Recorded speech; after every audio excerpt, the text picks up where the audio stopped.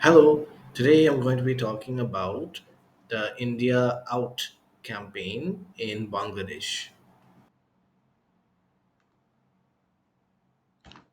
Hello, today I'm going to be talking about nationalism in a South Asian country. The country for today is Bangladesh.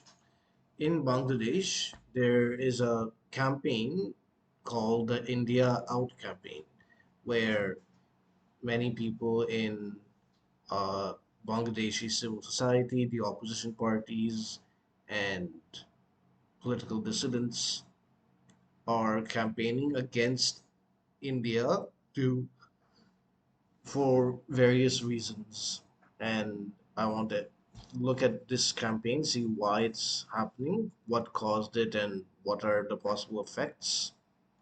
I also want to use this campaign to see the wider reasons for the existence of a wider anti-India sentiment in Bangladesh.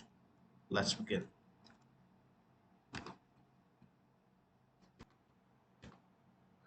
Following yet another one-sided general election in January, which says that a ruling Awami League returns to power for the fourth straight term, Bangladeshi social media influencers launched an India Out campaign, mirroring similar campaigns seen in the Maldives.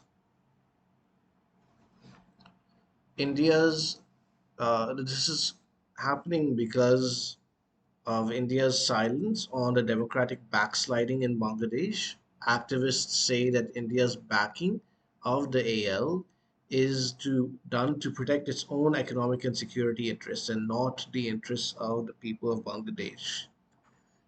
And in this process, New Delhi has undermined Bangladesh's democratic aspiration. These are not my words, these are the words of the activists.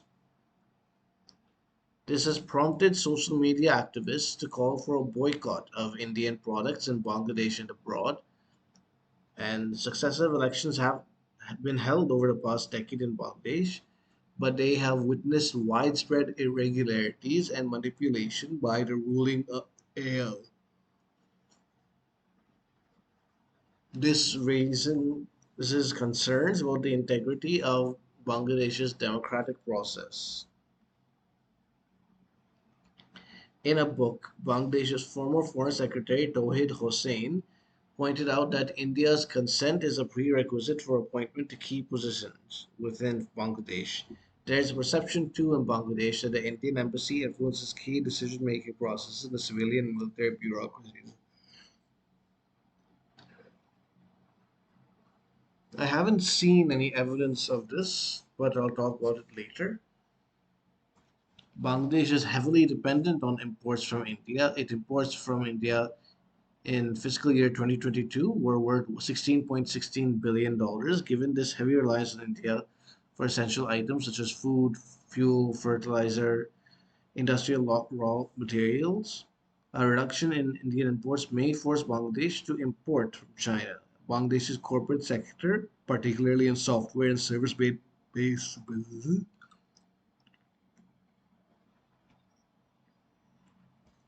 as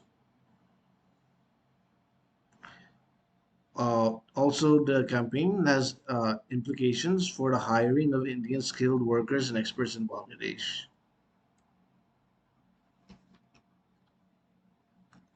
Now, what happened in this election that made people upset with India?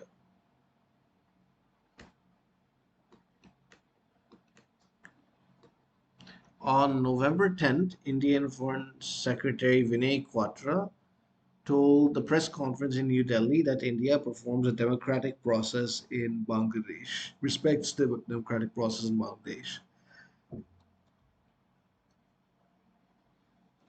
He says that elections in Bangladesh is their domestic matter. It is for the people of Bangladesh to decide their future. Within hours of these comments, former Bangladesh Foreign Secretary MD Tohir Hussain told the Dhaka-based channel that India's stance would bring relief to the Sheikh Hasina-led Awami League.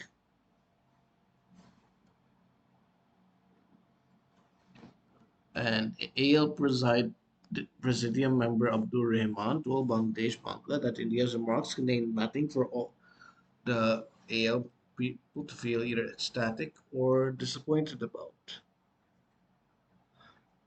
The US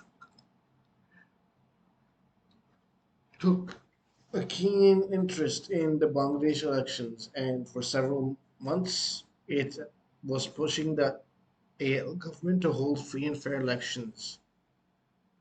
In May, it announced a new visa policy under which visas would be restricted to any Bangladeshi national, including politicians and government officials who are believed to be responsible for or complicit in undermining the democratic election process in India. However, on November 15, the US said it remains neutral ahead of the upcoming elections.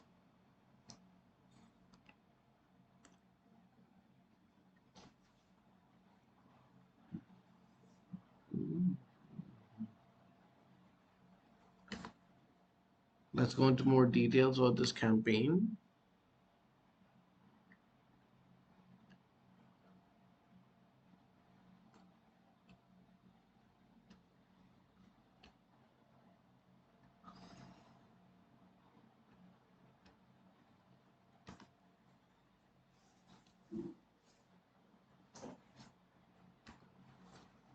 One social media user on YouTube and Facebook, Pinaki Bhattacharya, put a post telling Bangladeshi directors and actors not to work in West Bengal.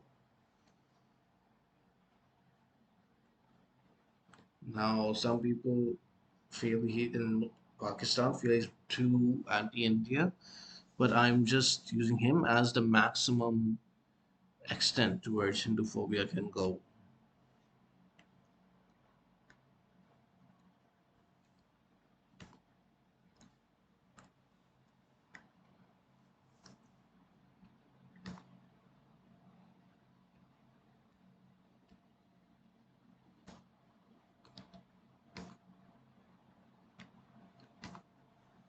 So that's what's happening in Bangladesh, and the reason why there's an anti-India sentiment is because of many reasons, not just because of this election, but also because of the Tista River water dispute, where India and Bangladesh, since independence, have claimed different proportions of the river water for themselves, and they've simply not been able to overcome this issue.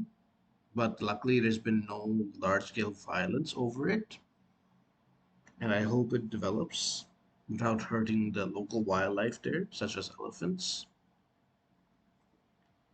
And other reasons for an anti-India sentiment is because of an anti-Hindu sentiment. Bangladeshi Hindus are often considered to be double agents with hidden loyalties to India, which I haven't seen evidence for. So yeah, that's all I wanted to say. Please share